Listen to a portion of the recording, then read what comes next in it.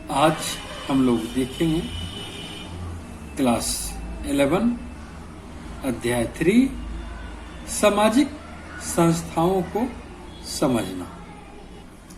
जैसा कि इसके परिचय में बताया गया है कि इस पुस्तक में समाज और व्यक्ति की अंतःक्रिया से चर्चा आरंभ हुई और बताया गया है कि समाज में किसी व्यक्ति की क्या स्थिति होती है, और वहीं हम यह भी देखते हैं कि हर एक व्यक्ति की अलग अलग परिस्थिति भी होती है।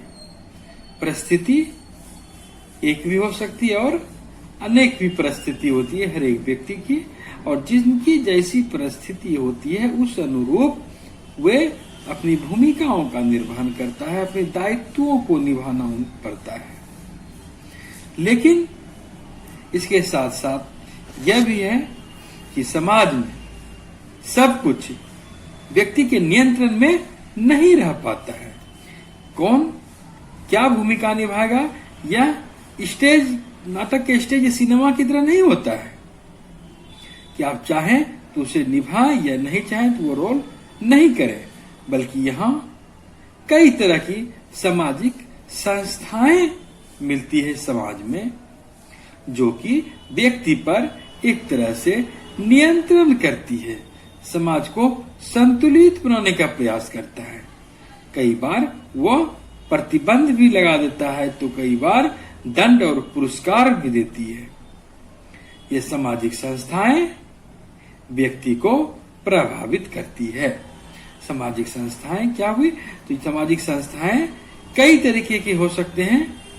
परिवार भी एक सामाजिक संस्था है, तो वहीं राज्य भी एक बड़ी सामाजिक संस्था है। हम लोग यहाँ पर परिवार, विवाह और नातेदारी जैसी संस्थाओं को देखेंगे, राजनीति को भी देखेंगे, अर्थव्यवस्था को देखेंगे, धर्म और शिक्षा के संदर्भ में भी हम लोग यहाँ पर बात करेंगे। संस्था किसे कहा जाता है? तो संस्था उसे कहा जाता है जो किसी उद्देश्य से, किसी नियम के साथ बनाई जाती है। संस्था कानून या प्रथा, रीति रिवाज के स्वीकृत नियम के अनुसार कार्य करती है और व्यक्ति उससे प्रभावित होता है। संस्था द्वारा व्यक्ति को नियंत्रित किया जाता है। उसके कुछ नियम होते हैं, कुछ कार्य होते हैं, उसके अनुरूप व्यक्ति कार्य करता है और यह कार्य निरंतर चलते रहता है। हर एक संस्था के अपने अपने लक्ष्य होते हैं। वहीं लोगों ने परिवार, धर्म, राज्य और शिक्षा को भी अपने आप में एक लक्ष्य के रूप में भी माना है। हम लोग यह भी देखते हैं, हम लोगों ने यह भी देखा पिछले अध्याय में कि किस तरह समाज शास्त्र के अंतर्गत कई तरह की संकल्पनाएं काम करती है, जिसमें कि हमें विभिन्नताएं भी दिखती है, विरोधाभास भी दिखती है और अस्त्रीकरण जैसी बातें दिखती है। वहीं सामाजिक नियंत्रण की भी बातें दिखती है। यहीं पर विभिन्न प्रकार की संस्थाओं के भी बारे में हमें जानकारी होती है। समाज वैज्ञानिक संस्था को अस्थायी मानते हैं, जटिल मानते हैं और समन्वित रूप से देखते हैं। वे मानते हैं कि एक मानक, एक आस्था जो सामाजिक आवश्यकताओं को पूरी करने के लिए आवश्यक है, और सामाजिक संस्थाएं सामाजिक जरूरतों को भी पूरा करने के लिए हमारे समाज में विद्यमान होती है। कई तरीके की होती है, औपचारिक रूप से भी और अनौपचारिक रूप से भी। जैसे कि हम लोग अनौपचारिक रूप में देखें तो परिवार है, रीति रिवाज है, धर्म है, ये सब अनौपचारिक सामाजिक संस्था के रूप में हम लोग देखते हैं। वहीं कानून, शिक्षा, विधि, तो ये सब औपचारिक सामाजिक संस्थाओं के उदाहरण के रूप में हम लोग इसे देख सकते हैं।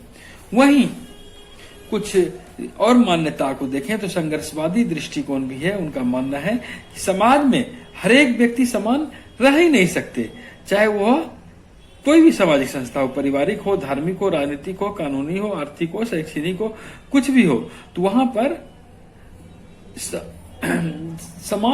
समानता हो ही नहीं सकती। प्रभावशाली वर्ग जो होंगे उनका फिर एक अलग वर्ग हो जाता है। वर्ग, जाति, लिंग किसी भी संदर्भ में देखें तो समानता नहीं हो सकती। और समाज के विचार, कोई भी एक विचार हर कोई माने, यह भी सामान्यता नहीं हो पाती है। इस अध्याय में आगे हम लोग देखेंगे कि कैसे सामाजिक संस्थाएं व्यक्तियों को नियंत्रित करती है और इस नियंत्रण के साथ साथ व्यक्ति को अवसर भी प्रदान करती है। और हम जैसा कि देख सकते हैं, समझ सकते हैं कि परिवार में पुरुष और महिलाओं को नियंत्रित करने के साथ साथ किस तरह अवसर भी प्रदान किए जाते हैं। राजनीतिक या कानूनी संस्थाएं विशेष सुविधा प्राप्त और अधिकार विहीन व्यक्तियों को कैसे प्रभावित करते हैं। आप ये कभी देखे होंगे या यहाँ पर कि किस तरह लोगों द्वारा परिवार, धर्म और राज्य के लिए बलिदान देने की बात का उदाहरण हमें मिलता है। ऐसी कहानी कही जाती है कि राज्य के लिए अपने प्राणों को न्यौछावर करना पड़ा। तो किस प्रकार संस्था को बचाने के लिए व्यक्ति को बलिदान देने का भी उदाहरण मिलता है।